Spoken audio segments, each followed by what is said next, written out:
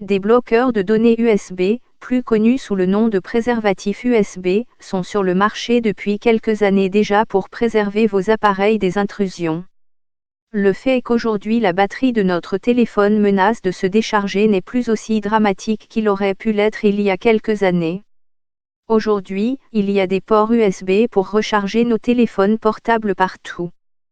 On les trouve dans les aéroports, dans les toilettes publiques, dans n'importe quel hôtel, dans tous les centres commerciaux et de plus en plus dans les moyens de transport comme les avions, les bus et les trains. La disponibilité massive de ces ports est en fait une lacune que les cybercriminels pourraient utiliser pour accéder à nos données les plus sensibles. C'est la raison pour laquelle des bloqueurs de données USB, plus connus sous le nom de préservatifs USB, sont sur le marché depuis quelques années déjà. Ils protègent contre les dangers de ce qu'on appelle le juice-jacking, une sorte de cyberattaque qui consiste à installer un programme malveillant dans les ports de chargement des stations qui infecte les téléphones et autres appareils d'utilisateurs qui ne sont pas méfiants. Luke Cisak, procureur adjoint du comté de Los Angeles aux États-Unis, a averti sur le phénomène début novembre. Les préservatifs USB sont de petits adaptateurs USB avec des ports d'entrée et de sortie qui permettent d'alimenter l'appareil mais bloquent l'échange de données. Une simple charge gratuite de votre téléphone peut vider votre compte bancaire.